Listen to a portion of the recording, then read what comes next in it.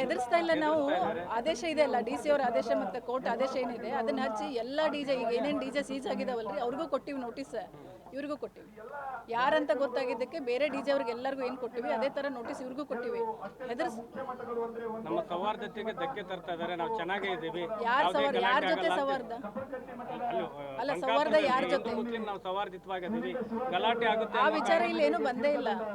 ಅವರು ನಮಗೆ ರೈಟಿಂಗ್ ಅಲ್ಲಿ ಡಿಜೆ ಹಚ್ಚಿರಿ ಅಂತ ಕೊಡಿ ಅಂತ ರೈಟಿಂಗ್ ಅಲ್ಲಿ ಲೆಟರ್ ಕೊಟ್ಟಿದ್ದಾರೆ. ರೈಟಿಂಗ್ ಅಲ್ಲಿ ಡಿಜೆ ಹಚ್ಚಕ್ಕೆ ಪರ್ಮಿಷನ್ ಕೊಡಿ ಅಂತ ನಡೆಸ್ತೇವೋ ಆ ರೀತಿ ನಾವು ಈ ವರ್ಷವೂ ನಡೆಸ್ತೀವಿ. ಡಿಜೆ ಹಚ್ಚಕ್ಕೆ ಪರ್ಮಿಷನ್ ಕೊಡಿ ಅಂತ ರೈಟಿಂಗ್ ಅಲ್ಲಿ ಬರೀತಾರೆ.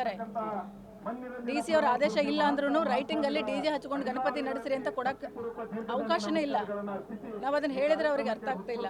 ಅವರು they are creating something, but ನಾವು ಅವ್ರಿಗೆ ಕನ್ವಿನ್ಸ್ ಮಾಡಿದ್ದೀವಿ, ರಿಕ್ವೆಸ್ಟ್ ಮಾಡಿದ್ದೀವಿ, ಕಳಿಸ್ಬಿಡಿ ಗಣಪತಿನ. ನಾವು ಬಂದೋಬಸ್ತ್ ರೆಡಿ ಮಾಡ್ಕೊಂಡಿದ್ದೀವಿ. ನಾಡಿದ್ದು ನಾಳೆಲ್ಲ ಬರ್ತಾರೆ, ರೇಂಜಿಂದನೂ ಬರ್ತಾರೆ.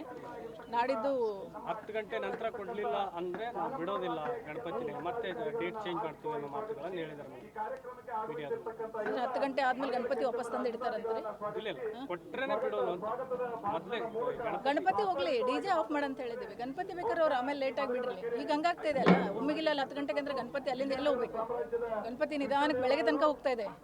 ಡಿಜೆ ಒಂದು 10 ಗಂಟೆಗೆ ಆಫ್ ಮಾಡ್ರಿ ಅಂತ ಹೇಳಿ. ನೈಟ್ ಬೇಕಂತ ಮೇಡಮ್, ಶೋಭಾಯಾತ್ರೆ ನಾವು ಪ್ರತಿ ವರ್ಷ ಅದ್ದೂರಿಯಾಗಿ ಮಾಡ್ತೀವಿ. ನಮಗೆ ಬೇಕು ಇಲ್ಲ ಅಂತಂದ್ರೆ ನಾವು ಯಾವುದೇ ಕಾರಣಕ್ಕೂ ಹಿಂದೂಗಳ ಹಬ್ಬಕ್ಕೆ ಅಡ್ಡಿ ತಂದರೆ ನಾವು ಸುಮ್ಮನೆ ಇರಲ್ಲ. ಹಿಂದೂಗಳ ಹಬ್ಬಕ್ಕೆ ಅಡ್ಡಿ ಅಂತ ನಿಮಗೆ ಅನಿಸ್ತಾ ಇದೆಯಾ?